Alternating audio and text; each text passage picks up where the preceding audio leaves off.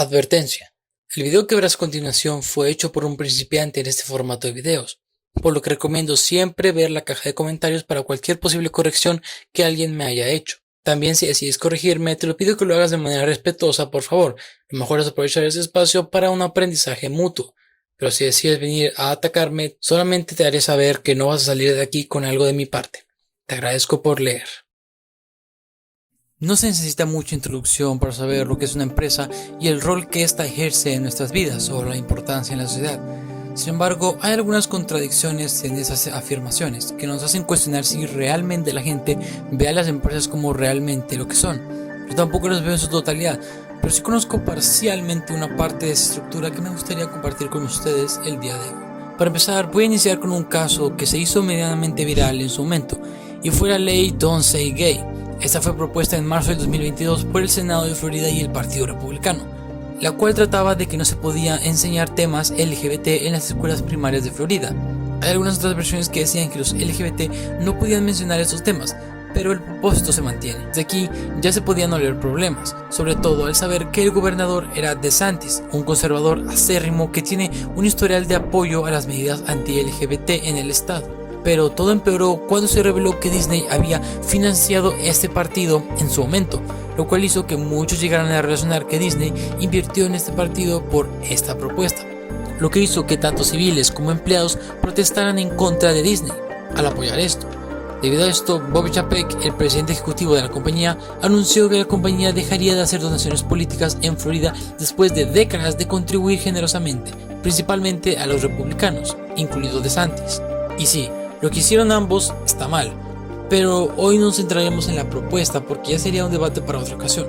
Pero me gustaría decir algo: ¿realmente tuvo sentido el ir en contra de Disney?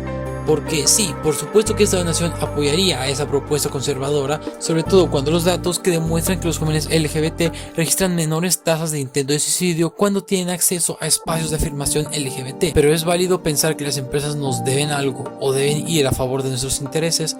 ¿Realmente tiene sentido el enfocarse en la empresa más que por el político, como si la empresa debiera defenderles, cuando por naturaleza las empresas no se fijan en los ideales, sino en los intereses?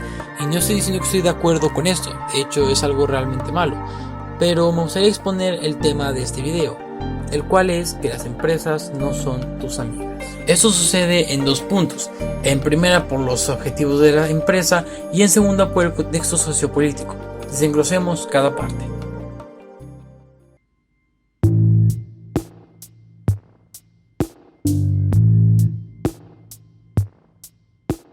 Una empresa puede tener muchos objetivos entre ella, aparte del principal por el cual esta fue creada en primer lugar, pero por lo general lo que tienen muchas en común es el de crecer económicamente y el de expandirse.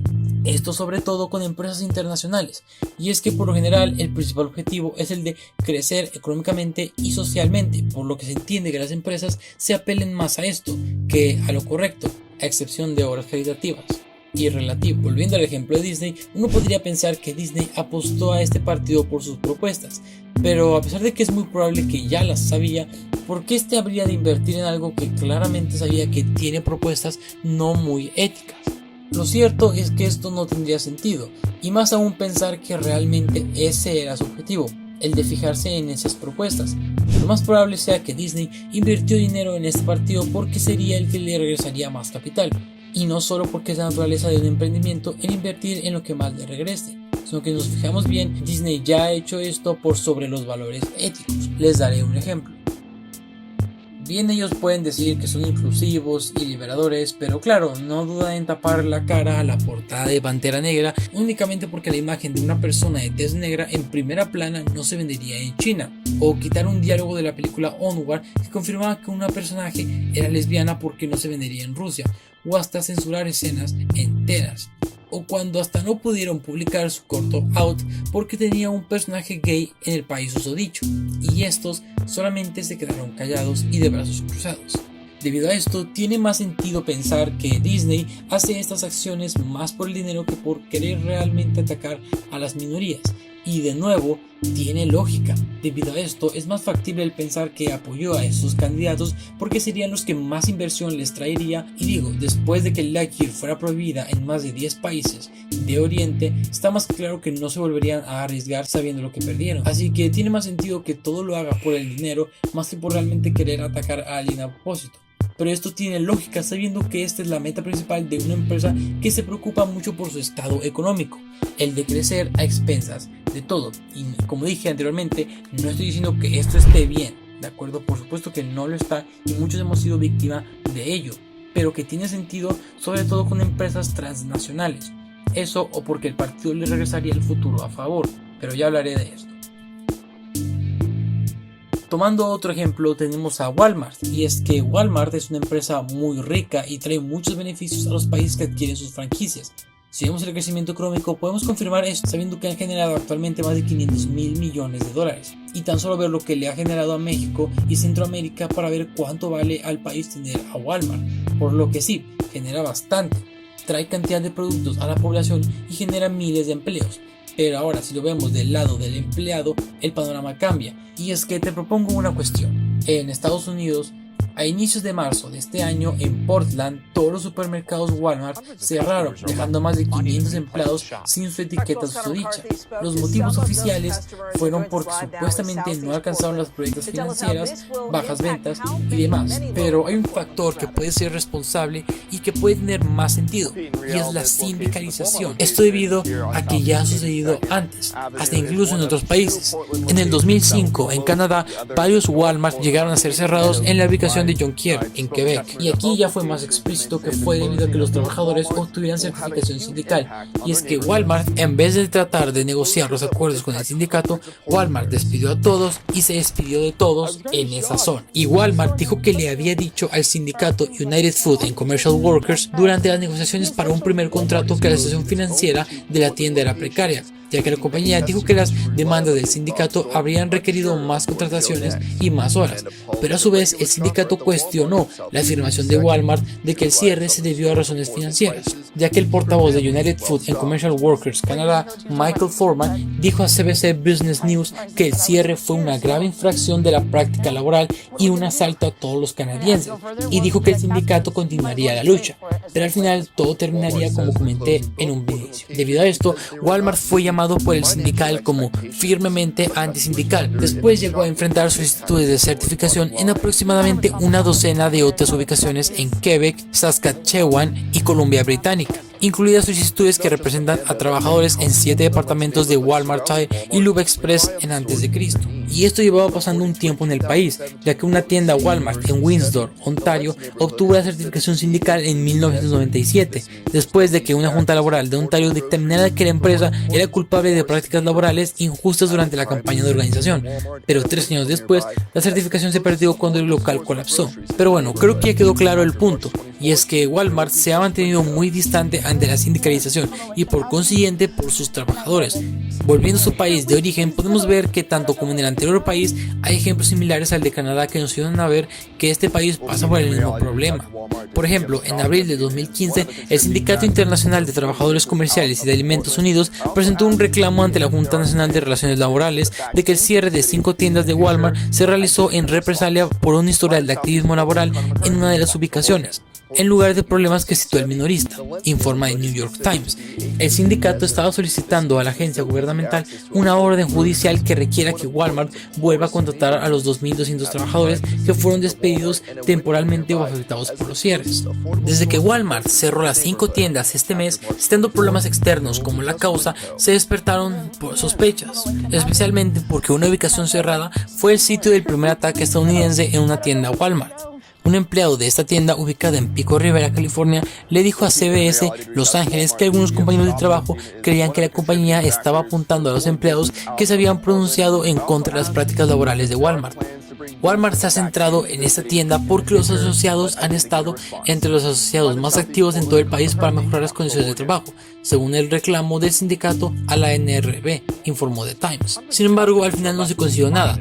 Pues bien, esto es algo que lleva pasando desde hace mucho, ya que se dice que su fundador principal, ya difunto Sam Walton, mantenía una política de puertas abiertas de la compañía, ya que decía que era la vía perfecta para que los empleados por hora presentaran cualquier queja que pudieran tener ante la gerencia, y él no quería que un tercero se interpusiera entre Walmart y sus trabajadores. Nos molesta que los extraños entren y digan cosas que no son ciertas y traten de cambiar la compañía que ha significado tanto para todos nosotros, decía Walton. Walton había sido el ejemplo de un abogado llamado John Tate, quien en 1936, cuando era joven, había sido golpeado en la cabeza mientras cruzaba un piquete en Reynolds Tobacco Company, en su ciudad natal de Winston-Salem, Carolina del Norte, donde su padre era gerente. Fue una alameda que nunca olvidó. Odio los sindicatos con pasión, decía.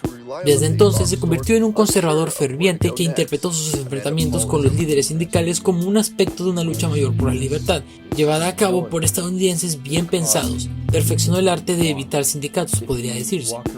A principios de la década de los 70, cuando Sam Walton contrató sus servicios, la bolsa de trucos de Tate incluía tratar de mantener contentos a los trabajadores, solicitando su opinión para mejorar el negocio y recompensarlos con una participación en las ganancias, pero también hizo que sus clientes sacaran a relucir tácticas duras siempre que fuera necesario. Convocar reuniones cautivas donde los trabajadores eran alimentados a la fuerza con propaganda antisindical, retrasar elecciones, estancar negociaciones, reemplazar a los huelguistas y actuar para certificar sindicatos que habían ganado el derecho a representar el rango y archivo. Así que, como podemos observar, Walmart lleva la antisindicalización en su ADN desde prácticamente sus inicios. Pero ¿por qué te he contado el contexto de la empresa entera?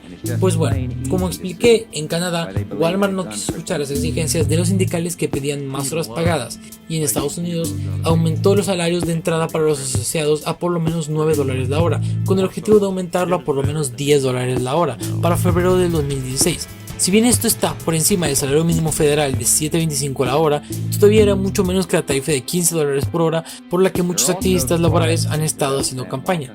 Esto tiene relación con lo que dije, y es que aumentar los salarios u horas pagadas repercutiría en grandes pérdidas económicas para la compañía, ya que en conjunto con todas las situaciones de múltiples países implicaría en reducir ganancias para la compañía, y obviamente estos no aceptarían esto, ya que prefieren retirarse de esas zonas a perder un poco de su compañía por ellos. Y digo, no son la única compañía que han hecho esto, ya que en 1983 la compañía Kroger entró en una huelga por un mes, esto debido al maltrato que llegaron a recibir algunos empleados debido a una recesión económica en su momento. A pesar de que lograron negociar unas pocas tiendas, terminaron cerrando 45 supermercados del área de Pittsburgh, después de que los sindicatos se negaran a aceptar ciertas concesiones contractuales en 43 de las tiendas y 21 tiendas en Michigan, cuando los trabajadores se negaron a aliviar sus demandas. Al igual que varias tiendas en Chattanooga y Tennessee, permanecieron vacías hasta que los sindicatos hicieron concesiones. Kroger anunció la venta de estas tiendas a Wetheroo Inc. en St. Louis, Wetheroo. A su vez, vendería las tiendas a independientes. Es por este tipo de situaciones por las cuales nos damos cuenta que a las empresas realmente les importa más el crecimiento económico que el bienestar de los empleados, pues ellos prefieren perder un poco a dar un poco a los empleados, por lo que difícilmente se preocuparán por nosotros. Pero esto no solo sucede en el sector económico, sino también están implicados en el ámbito sociogubernamental. Una empresa bien puede ser mala con sus trabajadores, como vimos con Walmart. Otro ejemplo que se llegó a hacer viral fue de la vez en la que hubo un sismo de magnitud 7.1 en México en septiembre del 2017, y en un Walmart de la delegación Gustavo Madero, los supervisores obligaron a quedarse a los empleados a levantar todo lo que se caía, o peor aún, y es que en ese mismo, un Walmart de Villacuapa, empezaron a aparecer denuncias de vecinos de la zona que testificaban que murieron al menos 3 personas en el momento en que colapsó una estructura del inmueble tras el sismo, y a los empleados se les prohibió hablar de esto para no arruinar su reputación. Videos tomados ese día muestran la magnitud del derrumbe en la estructura trasera del edificio y el accionar de los paramédicos. Sin embargo, yéndonos a otro sector, hay un factor que beneficia mucho estas prácticas, y es el gobierno. Y es que algo en lo que me he puesto a pensar es que si algo beneficia mucho al gobierno y no causa muchos problemas, este realmente no lo eliminará. Tal como propone el libro Los cárteles no existen, este plantea de manera muy resumida el hecho de que los cárteles no existen, al menos no de la manera en la que pensamos, ya que usualmente se toma como ejemplo las novelas, libros y canciones, pero la realidad es que el narcotráfico existe sobre una dimensión política, ya que los cárteles son de utilidad para el gobierno, Esto mediante la justificación de intervenciones militares y militarización de zonas con los supuestos fines de combatir el narco, los sobornos que obligan al narco a apurarse sus actividades y la venta de armas. Ahora, si algo le es muy útil al gobierno, ¿por qué habría de deshacerse de ello? Pues ahora pasemos a otro ejemplo en el cual no diré que las empresas son malas con los trabajadores, sino que además con los clientes. Ya ha habido varios ejemplos de empresas los cuales son mantenidas por el gobierno. En 1947, el gobierno de México fusionó las dos compañías existentes de telefonía en aquel entonces, fundando Telmex. Y en 1972, el gobierno adquiere el 51% de las acciones de la empresa y obtiene mayoría estatal. Pero en el año 88, Salinas de Gortari pone a la venta la mayor parte de las acciones de Telmex y 3 empresas compran muchas de estas, entre ellas Grupo Carso, fundado por Carlos Slim. En el 91, Carlos Slim es nombrado director general de Telmex. Después de esto, el gobierno le vende las acciones a Grupo Carso y compra y vende las acciones de las otras empresas para vendérselas a Slim. Gracias a esto, Slim ganó demasiado dinero. Y debido a esto, muchos teorizan que Gortari le vendió la mayoría de Telmex a Slim por favores. Esto debido a que más en la actualidad ha habido varios ejemplos de empresas que financian a políticos. Por ejemplo, Luis Lacalle Pou, Daniel Martínez y César Vega, candidatos a puestos de gobierno que recibieron financiación de varias empresas. Ahora, ¿por qué me fui con todo esto?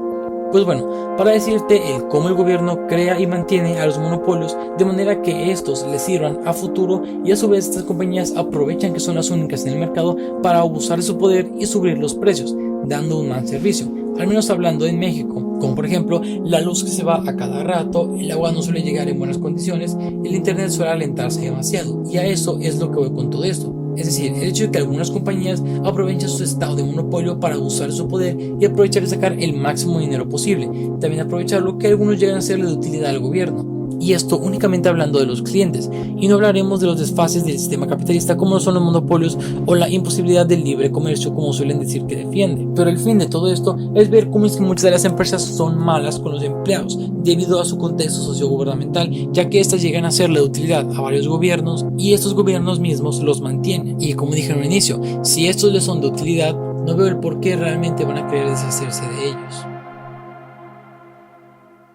Quiero dejar en claro que en ningún momento apoyo o justifico todas estas intenciones, mucho menos estoy de acuerdo. Solamente digo que a veces tenemos que ser conscientes del cómo son las empresas, ya que lamentablemente muchas tienen esta naturaleza, ya sea por sus objetivos generales o su contexto socio-gubernamental.